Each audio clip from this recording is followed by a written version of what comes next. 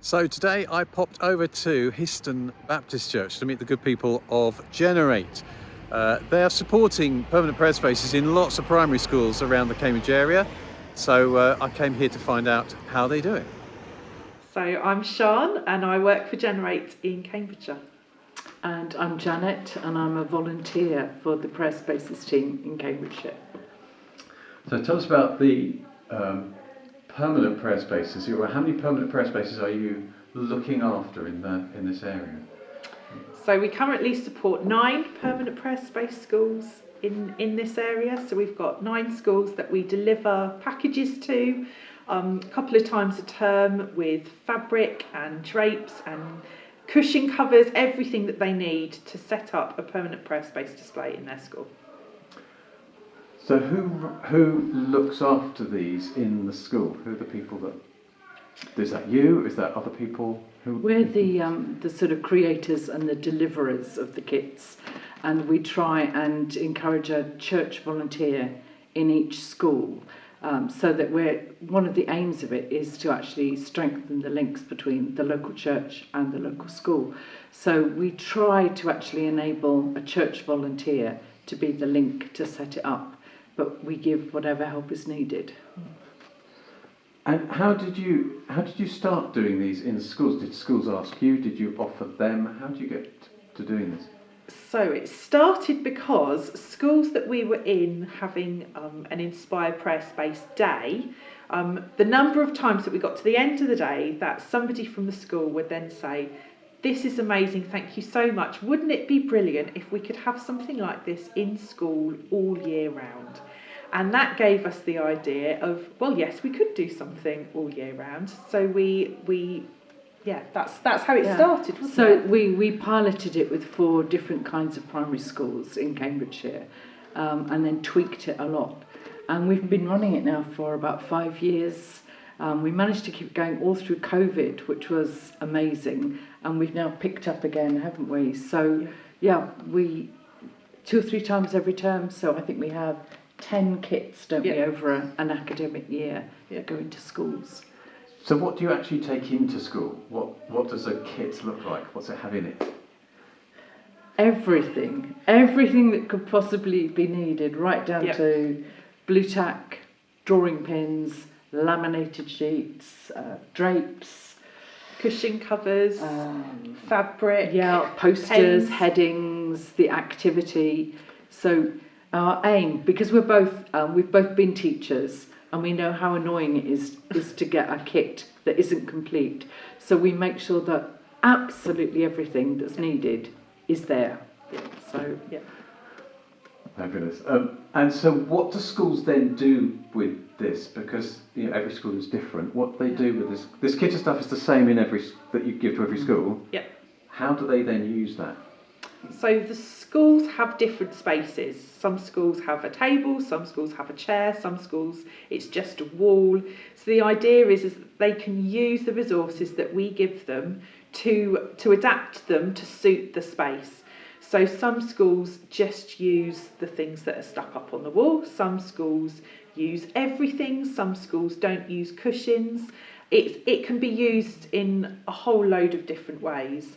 And that's one of the really important things. Is when we start with a new church volunteer, we visit the school with them, and we talk to the head teacher. We talk about any health and safety issues about their site, and then we actually help them set up the space, because otherwise it can be a bit hard if you just get a kit and a space and you don't know how to do it. So Yes. And once they set up, how are you finding pupils are engaging with it, children are engaging with these spaces? So we always make the activity, one of the things that they've got to do, an active activity, something that requires some interaction, whether that's to write something down on a post-it note and sticking it up on a display, or whether that's tying a ribbon around something, whether that's placing a piece of soft fruit on a plate, some sort of action as a response of what they've seen and what they've heard. I mean, the tricky thing for us is that we're not there to see their response. So we rely a lot on the church volunteers and the teachers and the school secretaries. So every time new kits are delivered or collected, we make it a point of ours to really talk to people and just to see if there's any feedback. But it is different to a Prayer Spaces Day in that we're not physically in the room with the children. So, What do schools say about these? What are you hearing from teachers? That it's something unique and special. It's something completely different that they don't do in school, and it's not something that teachers and school staff have the time to do. So the fact that we are giving them everything that they need to set this prayer space up, plus somebody to come in and set it up for them, they don't That's need right. to do anything. And we've yeah. tried very hard to link in with different areas of the curriculum. Yep. So as well as the spiritual side of a prayer space, we've linked it in with spiritual, moral, social, cultural education, and we've linked it in with well-being as well, so that it ticks lots of boxes. And the fact that schools keep coming back to us and signing up for another year, I think speaks for itself. They wouldn't do that unless they thought it was of some value.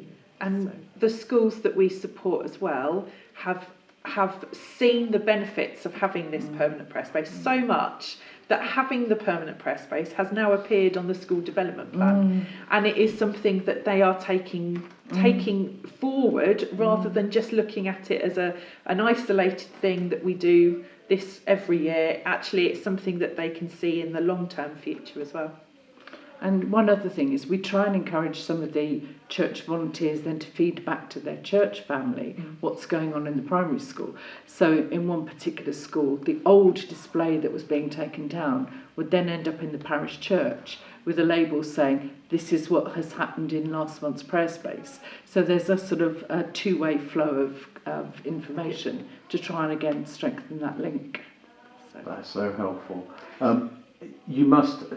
Are there some stories about the children and how they've engaged? Do you have any favourite stories that you've heard of how these things have worked? Well, Ruth was saying this morning about the talents one where they stick those ribbons and things on boxes. Is there something that... Well, my favourite one is about children feeling that it's their space.